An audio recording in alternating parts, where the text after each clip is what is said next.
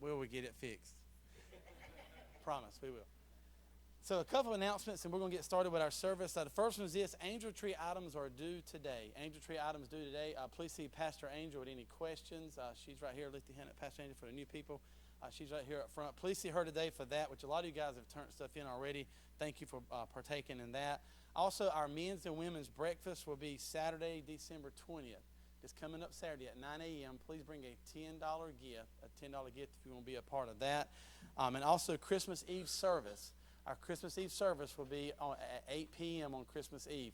Please come out and be a part of that if you can. I know families have traditions and things they do, but this is a new tradition we want to start with our church family. We want to be able to incorporate this into the traditions that you already may have. So please come out and be a part of that. Last announcement is this: don't forget we have 2 new board members that we need to elect in our February business meeting.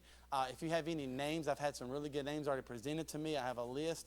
Please come see me before the end of this month, or Sister Shelley, but before the end of this month, so we can get those names, and me and her can sit down and look through them. There's a process we have to go through. Will you please stand with us? We're not here for... We're here to worship. Amen. Yes. We're here to hear a word from God. But before we get anything else, I want to thank our parking lot team this morning. It's cold. It's cold, it's rainy. They don't have to be out there. They choose to serve and be out there. So, guys, thank you for being out there, waving still with a smile on your face. I told Brother Carl, I got out the car, it was raining. Called, I said, what a beautiful day. He said, it is a wonderful day today. That's the kind of people we need. We need people who's going to serve whether it's sunny outside or whether it's cloudy, whether it's cold or whether it's hot. And they're not going to complain. They do it with a smile on their face. How many of you have a need in the house today? You've come in burdened. You've come in hurt. I know this time of year is not a joyful time for everybody. It's just not. There's some people around this time of year, you hurt. You've lost loved ones. Some just recently lost loved ones. Some financially aren't prepared for this time of the year. But can I tell you what? There's always hope. As long as you have breath in your body, there's hope. There's hope in a man named Jesus Christ. The Word said He is our living hope. He's our peace. The Word said He's our Prince of Peace. So I don't know what you've come in here with today, but I do know this. If you'll partner with me in prayer right now, and I'm dead serious right now, if you'll partner with me in prayer and intercede, we can break the spirit of heaviness that's resting upon this congregation right now. We can break it because there's power in our prayer. Prayer is a privilege. It's a privilege that we, as unworthy human beings, get to pray to an almighty, all-knowing, all-powerful God. He knows your need before you even have it. And He's ready to meet your need. So, Father, we come now in the mighty name of Jesus. It's the name above every name. Father, you see right now what your people are facing. You see what they've brought into this service today. You see exactly what they're going through. Nothing catches you off guard, Father. Nothing catches you by surprise. It may catch us off guard. It may catch us by surprise, but it doesn't you, Father. So every need in this place today, you saw every hand that went up. You know the ones that didn't raise a hand that still have a need. You know every need that was outspoken and one's not spoken. So, Father, right now, we pray, Father, for these needs. Because these needs are real. These needs cause us to have burdens. But, Father, if we can just let go of these burdens of these needs, there's blessings that you have for us. There's breakthrough that you have for us. So, Father, right now, I pray for your Spirit, through the power of the Holy Spirit, to rest right now upon this place.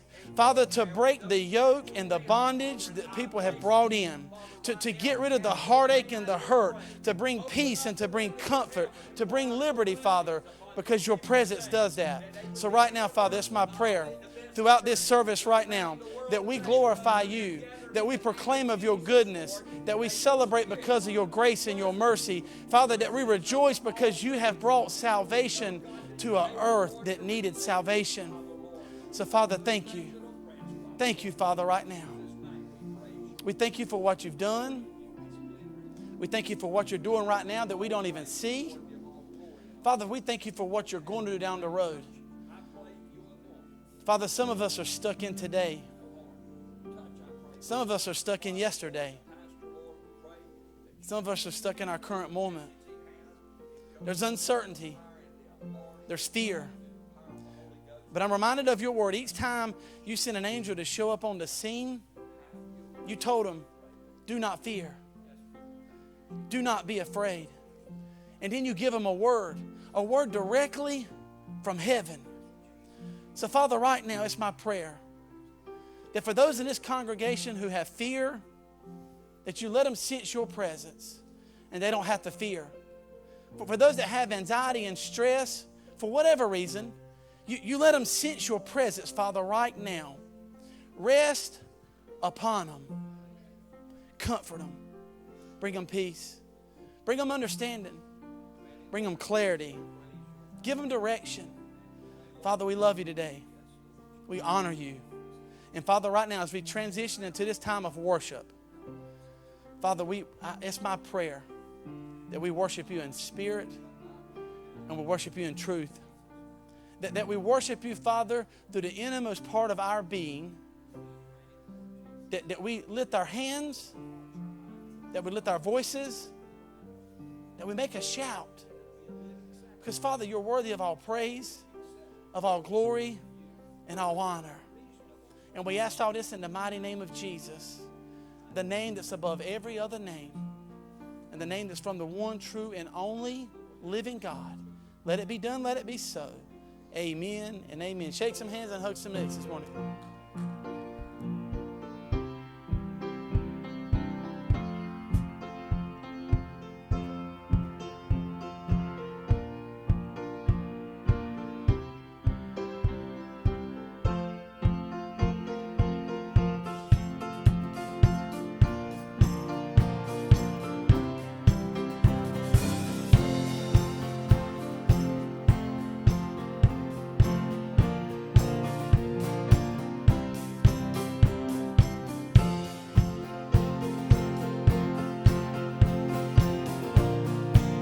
Amen. Let's worship the Lord this morning. For unto us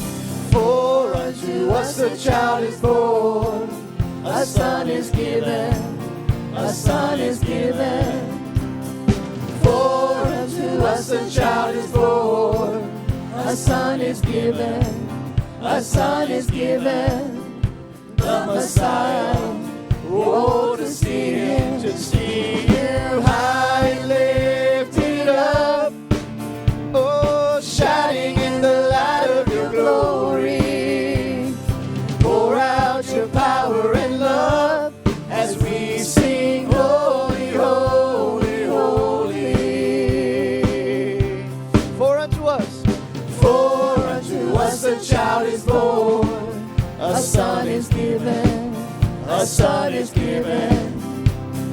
For unto us a child is born, a son is given, a son is given. The Messiah, oh, to see him high lifted up. Oh, shining in the light of your glory.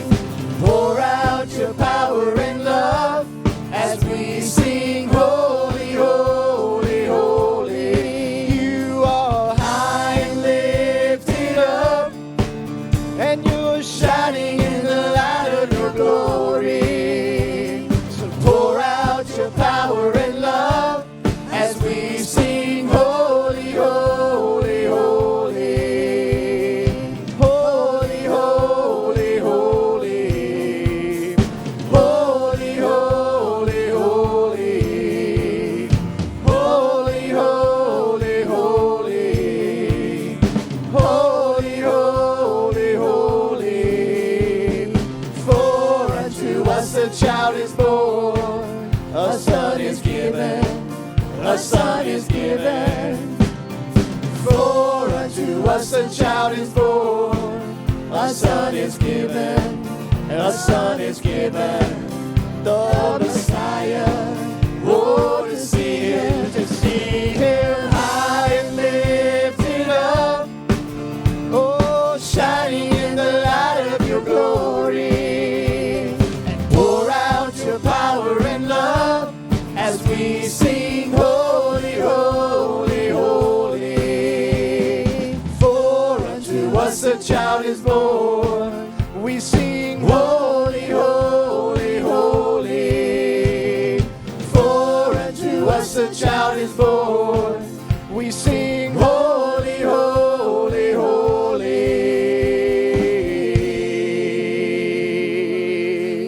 Aren't you glad that the Messiah is born today and we can celebrate His birth, His resurrection, and His death?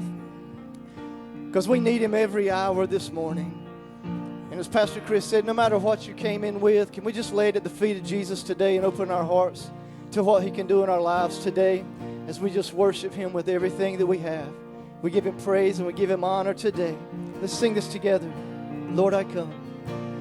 Lord, I come, I confess, bowing here, I find my rest. Without you, I fall apart. You're the one that guides my heart. Lord, I need you. Lord, I need you. Oh, I need you. Every hour I need you. My one defense, my righteousness. Oh God, how I need you. Well, Sin runs deep, your grace is more. Where grace is found is where you are.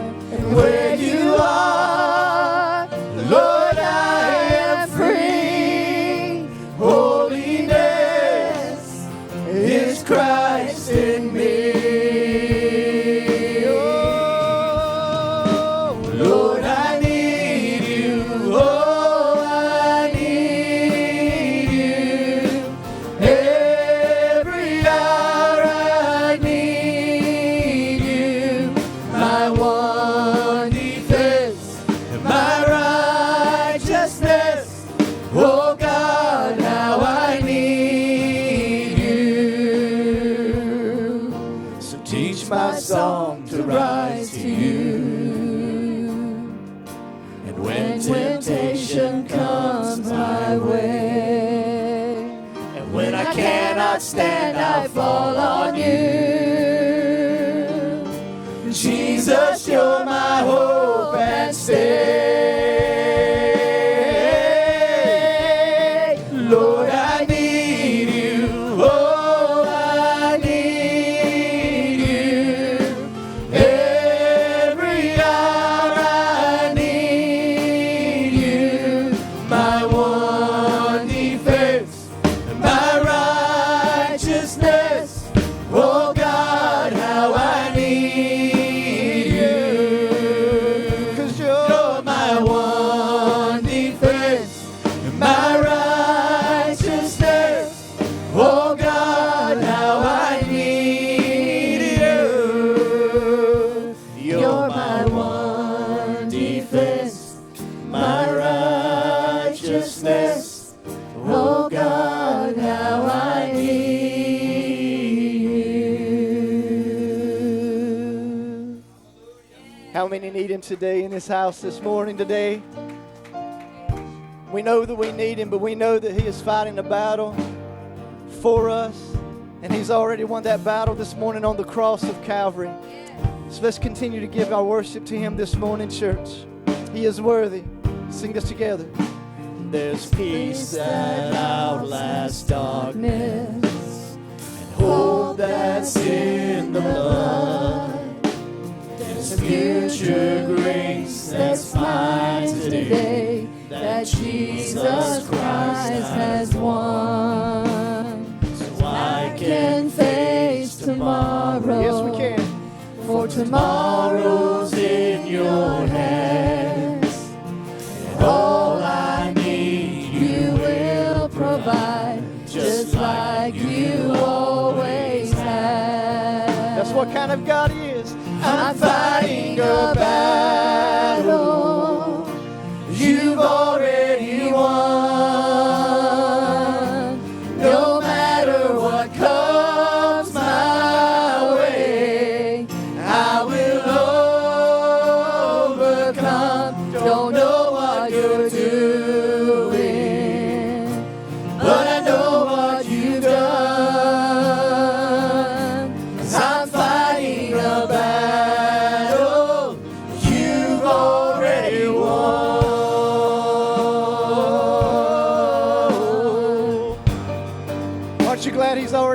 for us today.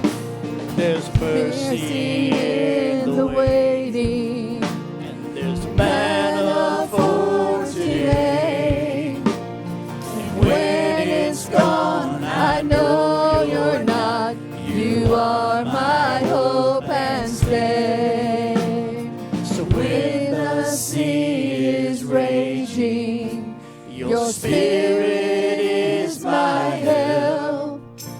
He'll fix my eyes on Jesus Christ. I say that it is well. Oh, I know that it is well.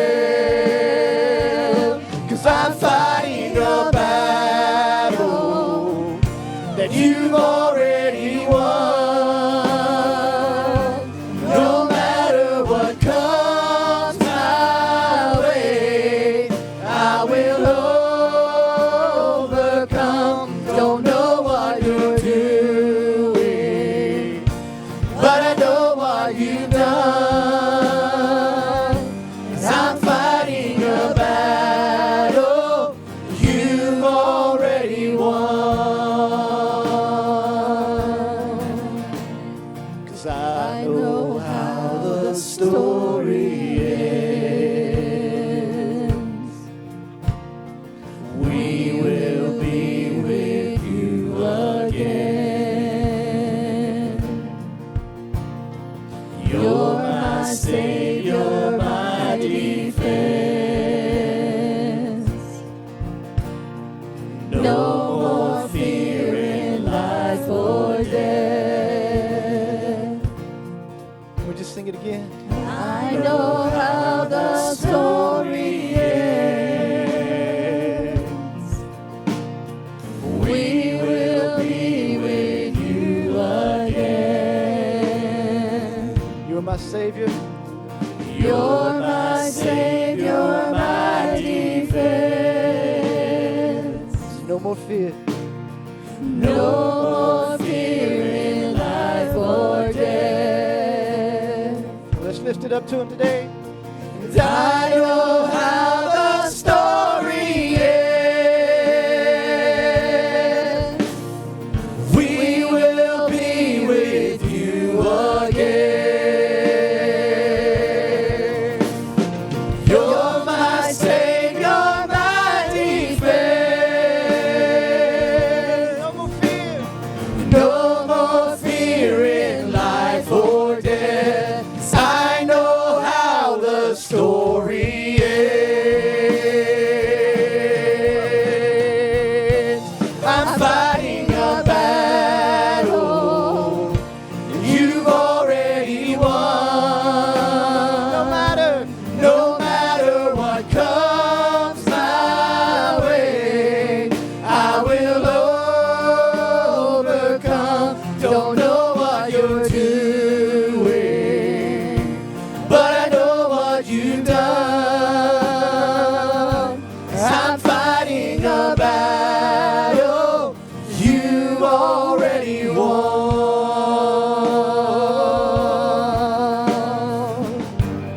Aren't you glad that He has already fought the battle for us today? Lord, you are worthy today of all praise and all glory and all honor. We just give you glory and we give you honor. Let's just sing this again.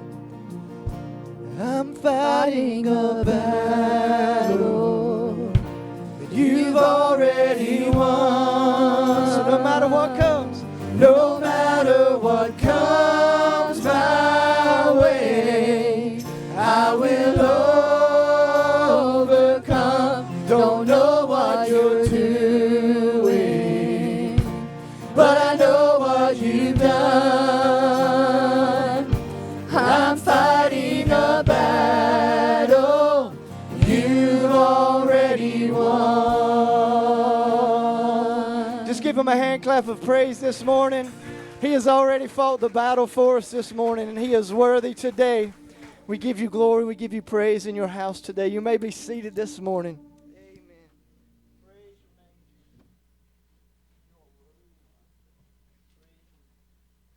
Thank you for your time of worship this morning. What an awesome, literally shifted the atmosphere that you could feel about halfway through praise and worship, when the Lord's presence came in and it broke through the heaviness that was in here. So I'm thankful that we can do that together. We're in a sermon series titled The Sounds of Christmas, The Sounds of Christmas. And I've really enjoyed studying this and really going in depth with this sermon series.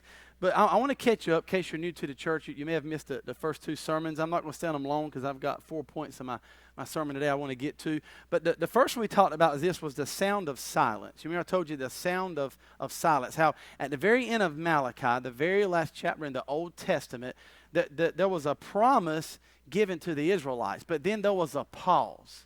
There was a promise, but then there was a pause. The promise was, I'm sending one who has the same spirit as Elijah. I'm sending one who will do great works like the prophet Elijah.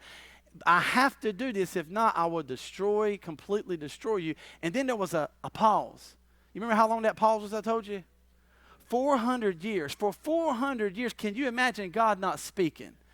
No prophets, no new words, no new revelation, no angelic visit, no nothing. There was nothing for 400 years. And then we get to the Gospels. And we get to the part here where Zechariah is going into the temple. They've cast lots, and he's been chosen as the priest to do his priestly duties. And I told you there's some things that took place. The starting of the silence was when Malachi gave the promise.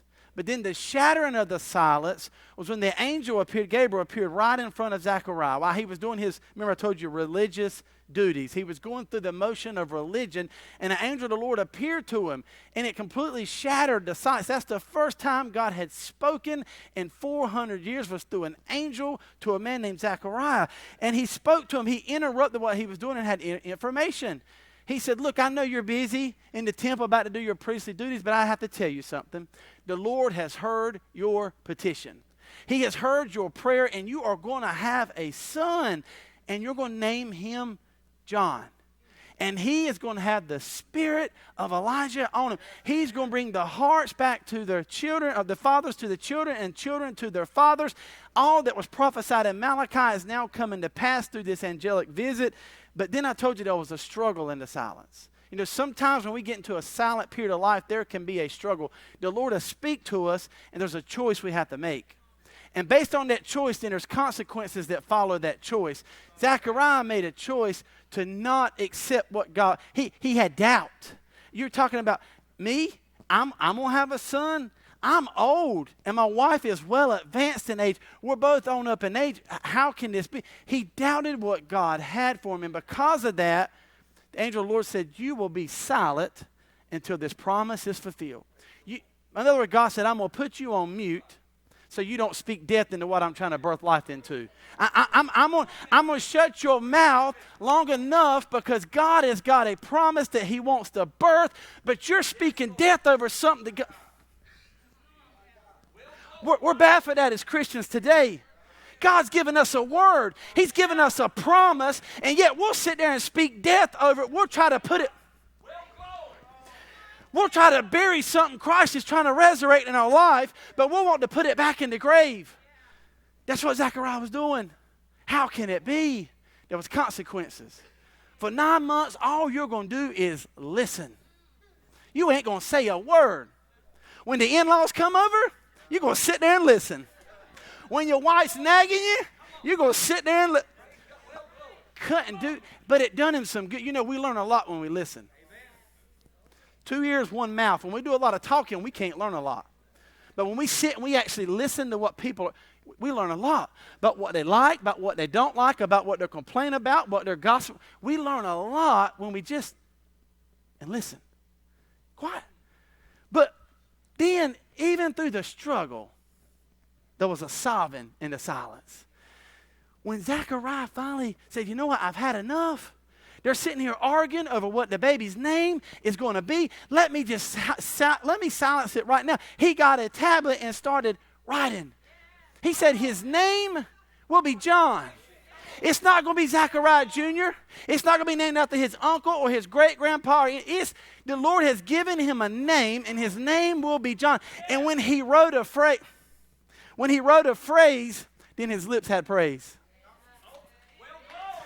When he wrote on a tablet a simple phrase of obedience, then God said, I'm now going to unmute you because you're ready to receive the blessing. You're ready to receive. Well, I'm going to tell you, there's some here ready to worship today, and I hope they wake you up beside you. Shake your neighbor and tell him to wake up. When he unmuted him, he was ready to receive the blessing, and the blessing is you're now going to have a child. The prayer you prayed for so long, you and your wife had prayed, you had fasted, you had been on your knees, you had not seen God move, and now that prayer is coming to. The promise is now coming. It's here. There was a sobbing in the silence. I won't go try to re-preach these. Second sermon was there was a sound of a song. We went from talking about Zechariah to now talking about Mary. Remember, Mary got a word from the same angel, Gabriel, that spoke to Zechariah now has came up to Mary, a young virgin, 13, 14-ish, 15 in age, and said, you're going to conceive a child, and you will name him the Son of God. Can I tell you, God will name your promise for you. You don't have to name your promise. He's already got a name with your promise. Your promise has already been named. God is just trying to put it in you to birth it. He said, I know you don't understand it. Do not be afraid. This child will be conceived by the Holy Spirit. Now listen, Pastor Chris don't have all the answers. But what I do know is I believe in God's word, and God's word is true. The Holy Spirit overshadowed that young lady. She became pregnant, and she carried a promise around inside of her. She was so excited about the news, she had to go see her cousin Elizabeth. I've got to go tell my cousin.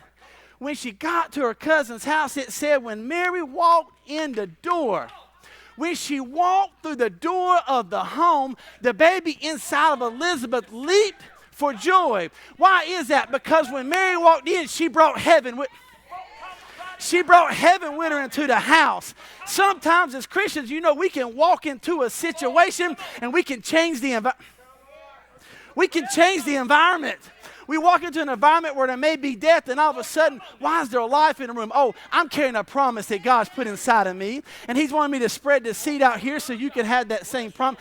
The baby leaped at the excitement. And Elizabeth told her basically what the angel told her, you're carrying one that is the Son of God, is the Most High. She said, and she made a key statement. Elizabeth said, my Lord's mother. Oh, yes. Amen. She acknowledged before the promise was birthed that she was going to accept that gift because the Holy Spirit was upon them. There was a reaction. Mary had a reaction. She broke out into a song. Now, can you believe, sometimes, Christians, it's okay to have a song in your heart. Yes, it is. Amen. It is okay when God answers a prayer to have a song. Listen, don't stop and say, let me write down some lyrics. You don't need no lyrics. A song is meant to be released, not rehearsed. When God gives you a true song in your heart, you're going to release it. I don't care if you're at Walmart, if you're at Walgreens, if you're at the Western Sizzling, if you're at Chick-fil-A, Zaxby's, wherever. Heaven forbid you do it in church. But when you get a song in your heart, you're just going to let it go. She reacted. She started thinking about the gratitude she had towards God. She talked about how it affected her soul. It affected her spirit. And she couldn't believe it because of her status. I told you the Lord is not looking for people with titles. That's right. Come on now. I'm glad that people's gone to these great universities. I told you, as a pastor, I could have degrees that wrap this wall up. That don't impress my God. He can care less about my title. He wants to know, can you be a servant and carry a towel? Can you carry a towel before you worry about having a title? I need you to serve before you get on stage. But the culture says the opposite. Just go ahead and get on stage. You don't need to serve. Just go ahead and be in the forefront. Get all them titles and let people worship you. Wrong. I'm going to get to it from Latin. But there was a recollection. There was not only a reaction. She started thinking about God's mercy. Lord, you've been so merciful. She said for generation after generation. I told you it's generational blessing and curses. Generation after generation, God, you have been so good. You have been so merciful. I told you some of you are here today because your mom and daddy were praying people. Some of you are here today because grandma and grandpa could flat out throw up a prayer. Some of you are here today because pastors and Sunday school teachers didn't give up on you. Some of you are here today because people fasted over you and said, despite the silliness in their life, I know one day, God, you're going to save them. Despite the foolishness they're doing right now, I know one day you're going to set them free. And because of the generational blessings and prayers and fastings, you're here today, and guess what? Now, generations are going to be impacted because of you. What you do today will leave a legacy for tomorrow. The prayers you're praying right now for your kids and your grandkids is going to make a major impact long when you're gone. When you're in glory, it's still going to be rippling all throughout the earth because you're leaving a legacy. It was generational, but it was also general. I told you that mercy is active now. Right now in which we live, it is powerful and it is active. Mary had a recollection. She had a remembrance of what he'd done, but then she had a reason. There was a reason for her praise. Lord, I'm going to praise you because I see the transformation that's going to take place when you come into this world. She knew, I told you, Jesus, when he was born, he took the tables of the culture and society and he flipped them upside down. What the culture thought was how you're supposed to do, when Jesus came on the scene, is the complete opposite. I'm not looking for the proud. I'm not looking for the rich. I'm looking for the humble and the poor. I'm not looking for those that walk around thinking they have it all together. I need people who are broken who don't have it together, because I come to set the captive free. I've come to put back together things that are broken. Things that are broken. But there was a change and there was a challenge. It challenged the mindset and the logic of human thinking. You mean to tell me I'm not supposed to worship this athlete, this celebrity, this president, this vice president, because of their statue? No, you're not. It changed the logic of how humans think. And I know we look at the Bible, well, that was back then. It's today. Our culture is fixated on celebrities and athletes and people who don't even honor God, but yet we'll waste money, and this is going to hurt some right here. Just buckle up. We'll waste money on buying their stuff, but we won't tithe to the church. We'll waste money buying tickets to go to these concerts and act a fool. We get in church and we sit with our hands on our butt. And listen, I'm all for events. I love ball games. I got my favorite teams. You got your favorite teams. But there's one thing about it. God's going to get my money first before anybody else gets it. Oh, you're the pastor, you're saying that. No, I don't have time now, but I can tell you times when we first got married, well, we tithed if we didn't do nothing else. You know what? We never went lacking. I'm going to leave that alone. But it was complete. There was a completeness. She was celebrating because, Lord, the prophecy that had been promised is now being fulfilled. You're sending the Savior to come into this world. There was a completeness. Now today I want to talk about the sound of a shout. Of a shout. We've gone from silence to a song, now to a shout. And if there's one place we should be wanting to shout, if there's one place that we should want to shout, it should be in the church. Because we are the church. Because when we come together, God's presence is among his people. You can tell God's people by his presence. If nothing else, I don't care how bad of a week we have, we should want to come in this place and say, Lord, I'm just going to shout because you've literally brought me through hell this week, and now I'm at church. The enemy has tried his best to take me out. The enemy's come against me every way with my family, my job, my finances, but Lord, you've brought me through. I'm in church with your people. I sense your presence. I should want to just give you a shout of praise. And so we're in Luke 2, 8 through 15. Listen to what the word says. In the same region, now it says that because Jesus has been born. There was a census called. Mary and Joseph had to go back.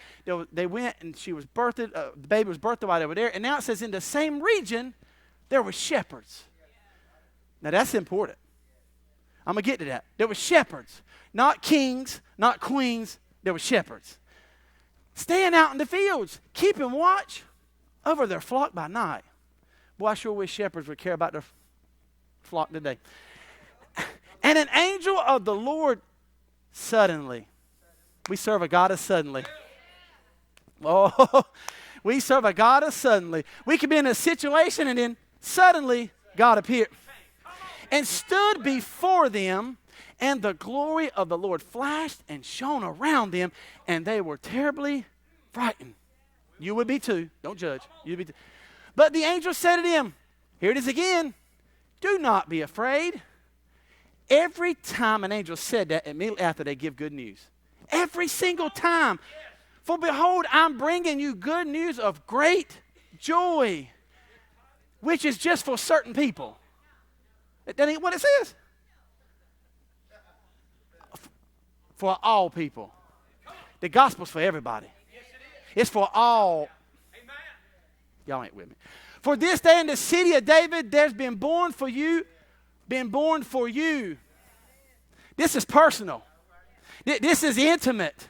Not been born for the shepherds. Not been born for the wise man. Been born for you. A Savior.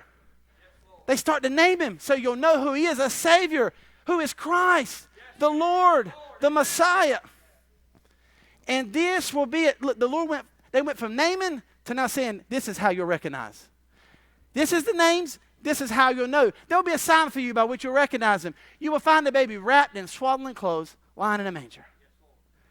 I promise you, there won't be any babies back then laying in a manger outside with animals in the cold, stink. Then suddenly again, there appeared with the angel a multitude of heavenly hosts. I love the Amplified, an angelic army. Praising God and saying, look, glory to God in the highest heaven, in the highest. And on the earth, peace among men whom he is well pleased. Father, thank you for your word. Thank you for the wisdom, knowledge, truth, the power of your word, Father. Decrease me right now, increase you. Let this word fall on good and fertile soil. We ask this in the mighty name of Jesus. Amen and amen. Have you ever been around somebody when they have received just the best and most exciting news possible? Perhaps it's a job promotion. Perhaps they applied for a new job they didn't think they were going to get, and they got it. Perhaps it's the birth of a child or a grandchild. Perhaps it's doctor results. That maybe the news they weren't expecting to get, they end up getting. But perhaps it's winning. I know y'all have all heard this. Winning a contest. Be caller number 5 and you'll win these 4 tickets to the Carolina Hurricanes game. These people call in, and the one that gets caller number 5, they shout. It almost busts the radio speakers in every car. They can't hold the excitement in because they've gotten some good news. They're just so excited. They don't want to whisper it. They want to shout it. I know when we found out, and Nutella had to really put me on a leash when our first baby, John Mark, when she was pregnant, I wanted to immediately right then say, go tell it on the mountain. She said, nope, you better find yourself back in the valley. Get in the valley. You ain't ready to. Let me get through this first trimester before we do any shouting, before we do any singing. Y'all got past that's the first time I've ever sung on stage. It will be the last time. You'll see what happens when the Spirit of God moves. She wouldn't let me shout it. But we get excited. We want to tell somebody. We don't just want to say, hey, my wife's pregnant. No, my wife's pregnant. All this hard work paid off. She is pregnant. We want to announce it to the whole world if we could. That's what we see in our passage today. In Luke, this announcement was too big to just be whispered. You realize salvation was coming on the scene. The angel appeared to Zechariah and told him in private. Appeared to Mary and told her in private about the promise that was coming. But then when the promise actually came, when that gift was perfectly wrapped and placed in a manger and salvation had appeared on earth, the Lord in heaven said, angels, I don't need you to whisper this. I need you to go out with a shout. There's another part in the Bible where it says there'll be a shout. The good news is just too hard to keep it. I need you to shout this news to the people and let them know that salvation has arrived. And in this passage today, we see some things. We see some very important things about this birth. The first one is this. When there's a sound, like we're hearing of a shout, it delivers good news. Look at this first thing. It delivers good news. It said the news was pleasurable. It was pleasure. It was of great joy. They were in a time where there was a census. Can you imagine how crowded and how chaotic it was for that census? The crowds coming in and out, the noises, the people around. There was a lot going on that probably was. Listen, this time of year, I get aggravated going shopping with my wife at certain stores because it's so crowded and packed. I can imagine a census where people's coming from all over back to a little tiny place called Bethlehem to say, hey, I need to be counted and let you know I'm part of your people. Can you imagine the packed stores and houses. Well, we know because there was no room in the inn, but it was so packed and crowded, people were probably bothered. I'm sure like it was now. That mule just cut my mule off. They didn't even use their turn signal. Yeah, I ain't happy about that. I'm going to tell them how old they are. They're 1. Can you imagine the chaos? And an angel comes and says, I'm bringing you good news. There's a lot of bad news around you. Let me bring you some news that's of pleasure. And then he said it's for all people. Now this is extremely important. The angel appeared to shepherds. You realize shepherds were unclean people back then to most people. They were unimportant people back then to most people. They weren't common. They were in the fields. They didn't smell the best. They probably didn't look. And the Lord sent an angel to appear to them, to outcasts, to people who's generally looked down on. The church, there's no way the church does that today. There's no way the church today looks at people based on their financial status. There's no way church people today look at people based on their skin color. There's no way. There's no way church people look at them based on how they smell, based on the baggages and the luggages they're carrying with them. I'm talking about spiritually speaking, being judgmental. There's no way the church people today do that. The angels appeared to people you wouldn't think they would appear to shepherds. That tells me that all people are important. I don't care how they vote, they're important. I don't care what ball team they pull for. There's a right one you can pull for. I'll tell you after church. They're important. I don't care how they smell, if they took a shower or a bath before they came to church. In God's eyes, they're important. And I hate to bust your religious bubble, but people like that are just as important as you and as me. Y'all didn't want to hear that. I'm sorry. But it was for all people. And then it was a personal news. He said, the Savior is being born in the city of David for you. Amen. Did you know the word makes it personal? Did you know when you get into God's word, it literally, you can take your name and put it in these blanks. For this day in the city of David, there has been a child born for Chris. There's been a child born for Tony, for Taylor, for George, for Carl. The word can be personal. You put your name in it, and it literally puts you in the story. The Lord didn't come just for people of Israel. He didn't just come for it. You know, if you're not a Jew, you're a Gentile. You know, he came for the Gentiles too. You learn that later on. Paul does a lot of good writings about that in the New Testament. There's no more Jew or Gentile. We're all brothers and sisters of the faith. There's no more skin color. We're all brothers and sisters of the faith. There's no more this and that. We're all brothers and sisters of the faith. I wish the church today could understand that, because there's good news being delivered. It's news of tidings of comfort and joy, and he's bringing peace with him. And the second point is this: not only good news, it displayed God's Son. Now this is important. There were specific ways that he would be identified. Specific. You'll know him by his name. It's the Savior, the one who's coming to redeem and rescue his people. The one that's coming to seek and save those that are lost. Then it said it was Christ. I told you, we get this mixed up a lot. We think Jesus is the first name and Christ is the second name. That's not. Jesus was who he was in the flesh. That was the man Jesus that walked on the earth. Christ is the anointed. That's the anointing that God placed on him as being fully man and fully God. You'll know him by Christ. Then it says you'll know him by Lord. Remember I told you about Lord, why that's important? When he becomes your Lord, you surrender all. Amen. When he becomes your Lord, no matter your title, no matter your crowns you wear, no matter how far you had to seek him, you find him and you get down and you worship him. Amen. The shepherds did it. The wise men did it. Everybody that came and they brought him gifts. But they bowed down and they worshiped Jesus because he was Lord. There's certain things you'll know about this baby that's born. But then look, how's he identified? There's some other indications. There were some other signs. He said this: he'll be born in the city of David. Very specific. This is where the baby will be born. Humble. He could have been born in a major city. Let me help you out in our region. He could have been born in Raleigh, Wilmington, any big city, But the baby's born in coats. One stoplight, maybe two. If you sneeze or you're not paying attention, you'll miss both. He's going to be born here because of humble. He's going to be born here to fulfill prophecy. The lineage of the Messiah will come from this place.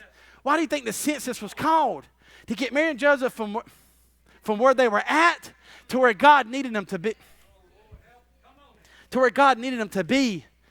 But there are signs you'll see. It wasn't just the look, and it wasn't just the location. It was also the linen. This is important. The baby was wrapped in swaddling clothes. Why is that important? Oh, it's a newborn baby. Yeah, but you tied in with Old Testament. Back in Old Testament times when a perfect, pure male lamb was born, what they would do would be soak that lamb in a salt solution. Somebody hear me well. Go ahead and finish purifying it. It's clean, but we want to make sure it's really spotless because there's a sacrifice that when we get it out, we're going to dry it, and then we're going to wrap it in swaddles. It was a foreshowing of what Jesus was born to do. He was born to be the perfect sacrifice. He was born to go to the cross for your sin and my sin. Can I tell somebody today, I know we look at it and it's cute. Oh, look at the baby in the manger. But that baby grew up and become a man. That baby grew up and had power and had authority. That baby grew up and walked on this earth. And everywhere that baby went, can I tell you, things changed. Things that were dead came to life. People that couldn't talk began to talk. People that couldn't see can now see. People that couldn't walk can now walk.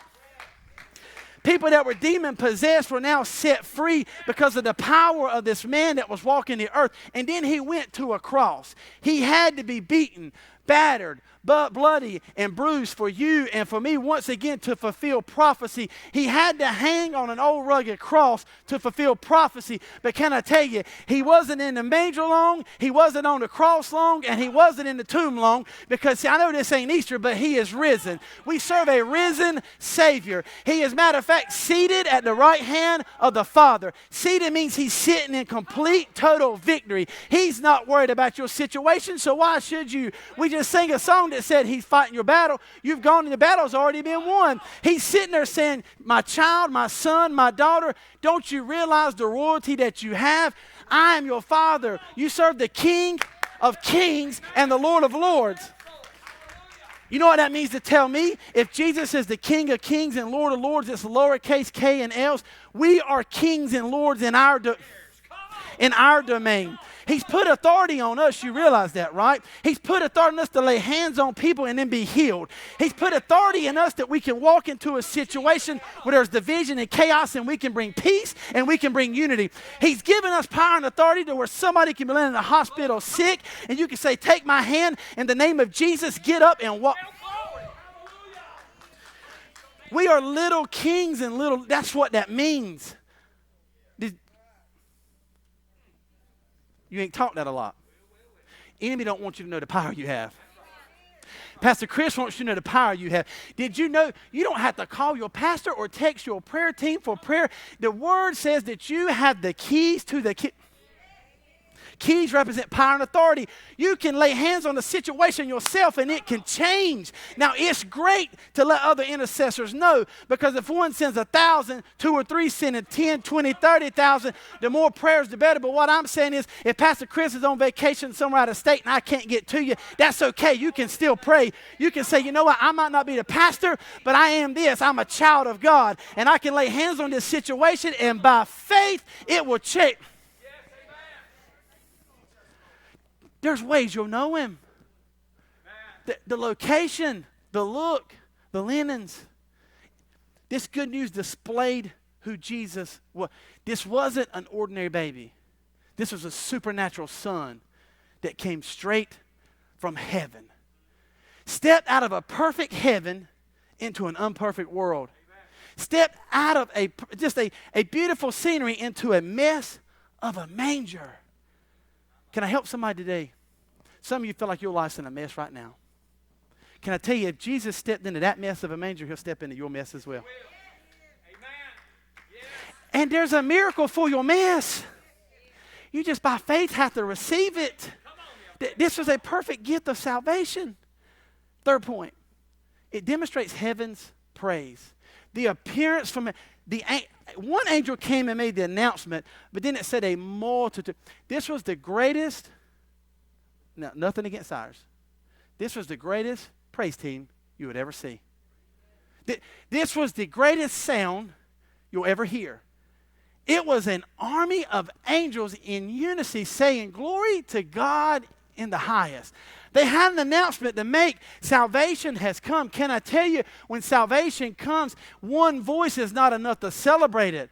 Gabriel looked around and said, hey guys, I need you to help me celebrate. Why do you think when somebody comes up to this church on a Sunday or a Wednesday or at Walmart or wherever and they get saved, we come back in here and we rejoice because salvation is too great just for one person to celebrate it. It needs to be celebrated by all, and the angels in heaven were celebrating it. They were shouting. It was an announcement that needed to be heard. Then my fourth and final point, it demands a response.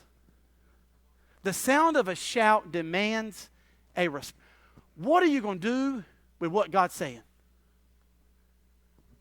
This is still today. It impacts us. God is speaking. What are you going to do? The shepherds could have easily said, you remember I told you excuses, you can find them everywhere. If you just want to pick one up and walk around with it, there's 4 over here, there's 2, let me just get. The shepherds could have said, he's not talking to us, come on boys. Oh, there's a big bad wolf about to get our sheep. Let's get over here. The shepherds could have easily said, we're too busy. We're not important. He's not talking to us. What they done was that they acknowledged the message was crystal clear. There was no confusion. The angel made it clear. Today, right now, a Savior's been born for you that feels unworthy, for you that feels unclean, for you that feels dirty. Today, some of you feel dirty in your sins. Some of you feel unclean in your sins, and the Lord is saying, today is the day of salvation. Today is the day this Savior has been born for you. This gift of salvation is waiting for you just to be received. They acknowledged it, and then they accepted it. What they done immediately, they didn't delay, because delay brings doubt and distraction. They didn't delay. If we delay him when God speaks, I promise you, there'll be doubt and distractions, which will lead to disbelief. Because immediately, the word says immediately they went to see the child. They acted on what God said. They went from hearing a message to witnessing the Messiah. They went from hearing just a word. It was a second-hand revelation that caused first-hand faith. Some of us are here today because of second-hand revelation. God himself didn't just come down and say, I'm saving you. It might have been a preacher preaching the word and the Holy Spirit convicting you, but it was second-hand revelation. Now you have a first-hand faith. I have faith because of what I've heard through God's word.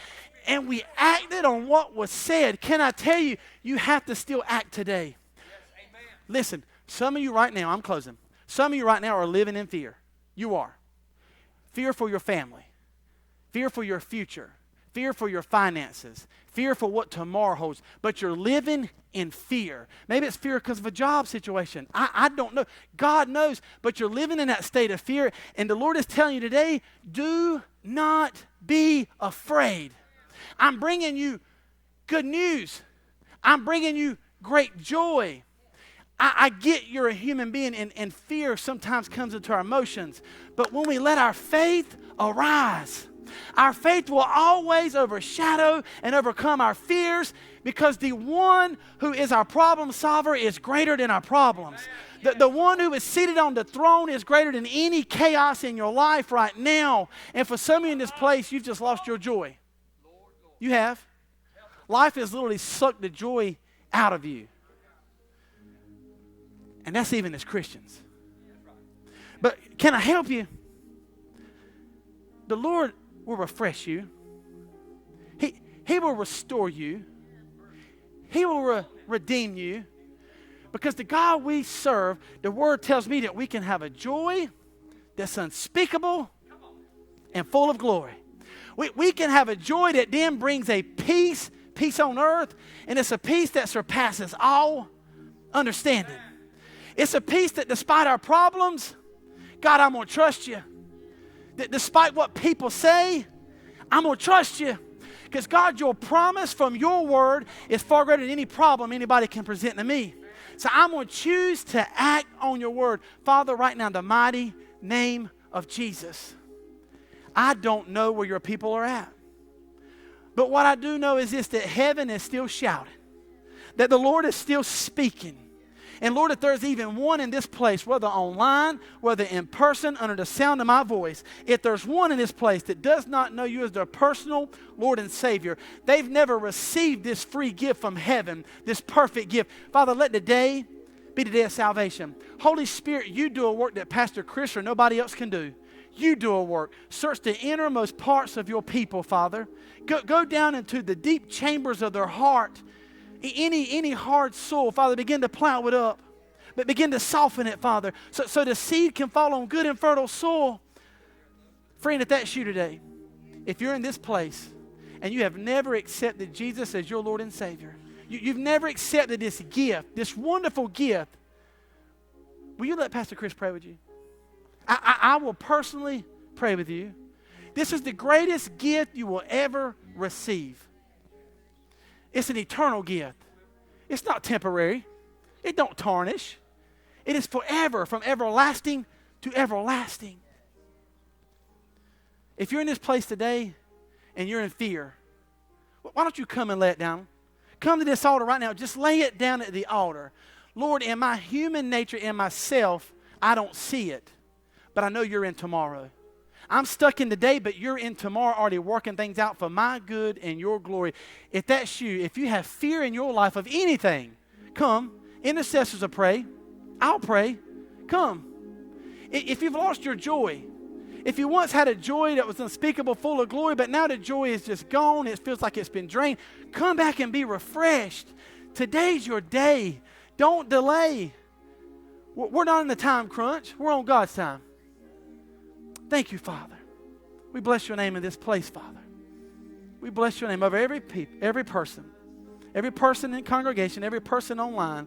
Father, right now I pray a blessing on them. You know what they need in this season they're in. You see the season of life that they're walking through, Father. You see it.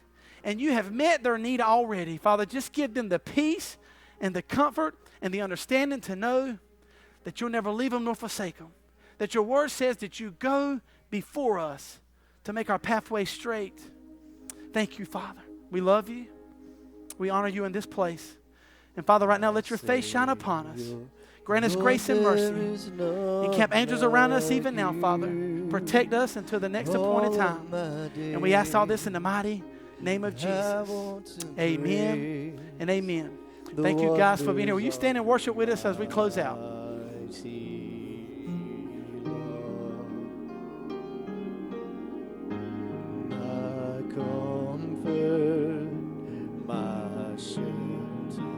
Tower of refuge and strength.